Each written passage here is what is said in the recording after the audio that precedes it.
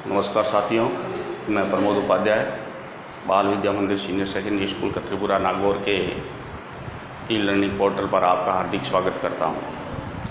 पिछले वीडियो में मैंने आपको कक्षा 12 विषय हिंदी और अध्याय 2 बर्मर गीत से चयनित कुछ पद पिछले वीडियो में मैंने बताए थे। पद 1 और 2 जो पिछले वीडियो में मैं पढ़ा चुका हूँ, सूरदास द्वारा रचित ये पद हैं। आज के वीडियो में अपन पद 3 लेते हैं। इसमें गोपियाँ जो है मथुरावासियों को कुटिल और काले चरित्र वाला बताकर उद्धव को उपालम देने का वर्णन किया है इसमें, इस पद के अंदर गोपियों द्वारा। तो गोपियाँ किस प्रकार से उद्धव को अपनी बात कह रही हैं, तो आइए देखते हैं। कह रही हैं, बिलग जान मानव उदो प्यारे, बिलग जान मानव उदो प्यारे। गोपियाँ श्री कृष्ण, अक्रूर जी और उद्धव तीनों को काले रंग का होने का एक व्यंग्य कर रही हैं, और जिसमें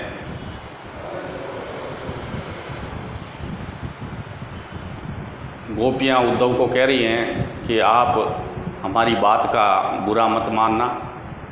हम एक आपके सामने एक तथ्य प्रस्तुत कर रही हैं, यानी हम अपनी मन की बात को एक तथ्य के रूप में आपके सामने प्रस्तुत कर रही हैं। वो कह रही हैं कि बिलग जान मानो उदो प्यारे, यानी हमारा कहने का बुरा मत मानना। हे उद्धव, हमारे कहने का बुरा मत मानना। वह मथुरा काजर की कोटरी जय आवे ते कारे, यानी आप सब शरीर से काले हैं, तो ये तुम्हारा कोई इसमें दोष नहीं है, क्योंकि मथुरा से जो भी आता है वह काले रंग का ही होता है। काले शरीर, काले रंग शरीर के रंग वाला होता है।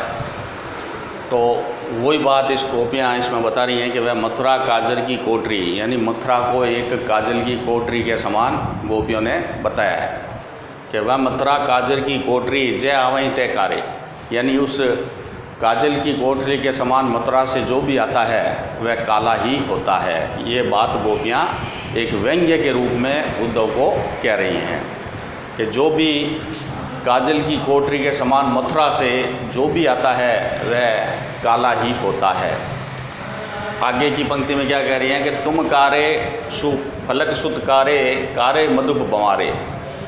इसमें गोपियाँ कह रही हैं कि हे उद्धव, तुम काले, सुफलक सुत कारे। सुफलक सुत का मतलब है यहाँ अक्रूर जी, जो मथुरा में रहा करते थे। अक्रूर जी, तुम कारे, अक्रूर जी कारे, और वहाँ के सारे भंवरे कारे, यानी मधुप यानी भौरा। तो भौरा भी काला है, अक्रूर जी भी काले हैं, और तुम भी काले हो। तिनके संग अधिक छवि उपजत कमल नयन मनियारे। इसमें गोपियाँ कह रही हैं कि तिनके संग अधिक छवि उपजत कमल नयन मनियारे, यानी कमल के नेत्रों के समान श्री कृष्ण को कौन कैसा कहे। वह तो आपके बीच में एक काले श्याम रंग वाले अधिक ही शोभायमान प्रतीत होते हैं, यानी बहुत ही सुंदर छवि उनकी दिखाई देती है। तुम सभी के बीच में श्री कृष्ण जी भी सांवले रंग के हैं, लेकिन उनकी छवि अत्यधिक शोभायमान है, यानी कमल के नेत्रों के समान। तिनके संग अधिक छवि, यानी तुम सबके बीच में जो श्री कृष्ण हैं वो बहुत ही अधिक शोभायमान प्रतीत हो रहे हैं। तो इस तरीके से गोपियाँ एक व्यंग्य कर रही हैं। मानव नील माट ते गाडे ले जमुना जाए पकारे, अब इसमें गोपियाँ कह रही हैं कि मानव यानी मानो नील माट ते काढ़े ले जमुना जाए पकारे, यानी ऐसा लग रहा है कि तुम सभी को एक नील के मटके से निकाल कर और जमुना में प्रलक्षित कर दिया है, यानी उसमें डुबोकर और डुबकी मारकर निकाल लिया हो, इस तरीके के लग रहा है कि मानो यानी मानो नील माटते यानी नील के मटके से निकाल कर, नील के मटके में डुबोकर आपको निकाल कर ले जमुना जाए पकारे और जमुना के पानी में आपको धो दिया हो। इस तरीके से गोपियाँ कह रही हैं उद्धव को, एक व्यंग्य बात कही जा रही है गोपियों द्वारा।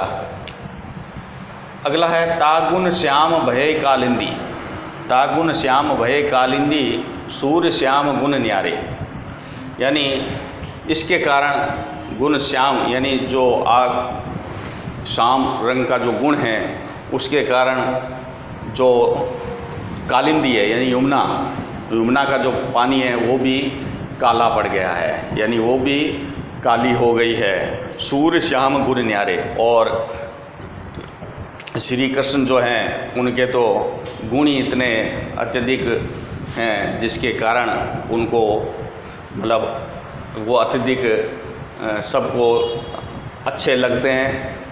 श्याम गुण न्यारे यानी उनका गुण ही अलग प्रकार का, एक विशेष प्रकार का गुण उनके अंदर है जो श्याम शरीर वाले हैं। तो इस प्रकार से तागुन श्याम वही कालिंदी, यानी इसी गुण के कारण जब यमुना में उनको नील के मटके से निकालकर और जमुना के पानी में उनको डुबोया और निखार लिया तो जमुना का पानी भी काला पड़ गया। तो ये गुण श्याम भई कालिंदी, यानी इस गुण के कारण, श्री कृष्ण के इस गुण के कारण, श्यामले रंग के गुण के कारण यमुना भी काली पड़ गई। इस प्रकार का गुण श्री कृष्ण का एक अलग ही प्रकार का गुण है।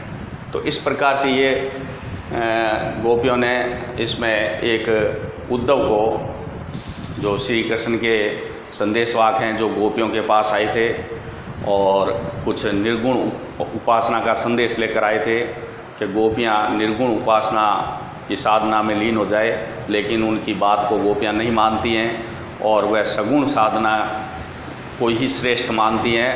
उसी बात को लेकर उद्धव को ये बता रही हैं कि हमारे जैसे भी हैं श्री कृष्ण हमारे प्रिय हैं और वही हमारे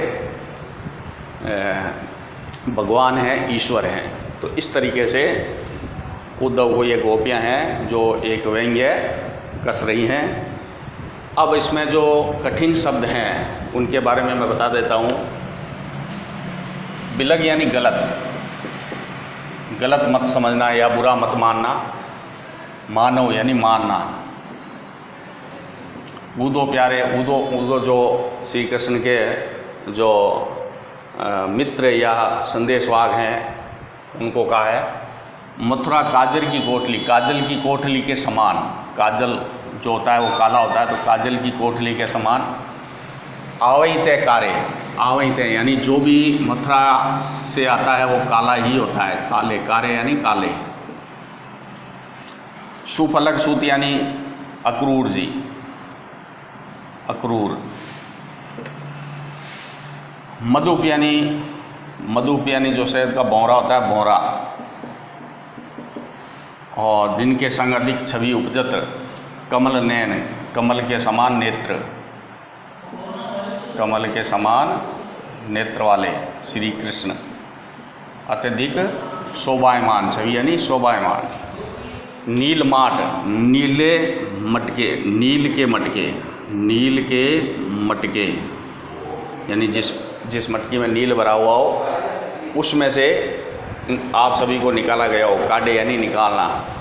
ले जमुना जाए पकारे, और उसमें से नील के मटके में से निकाल कर और जमुना में डुबकी लगाकर बाहर निकाल दिया हो। तागुण श्याम वही कालिंदी, कालिंदी का यहाँ मतलब है जमुना या यमुना। ठीक है, तो इस तरीके से ये कठिन शब्द हैं, इनको भी आप कॉपी में नोट कर लेंगे। और ये जो मैंने पद 3 आज के वीडियो में बताया है इसको भी आप नोटबुक में नोट कर लो। और किस प्रकार से ये गोपियाँ हैं जो श्री कृष्ण के प्रेम में डूबी हुई और उद्धव को अपने श्री कृष्ण की साथ या श्री कृष्ण के प्रति अनन्य भक्ति को इसमें बताया है और उद्धव को उलाहना दे रही हैं। आज के वीडियो में इतना ही। धन्यवाद।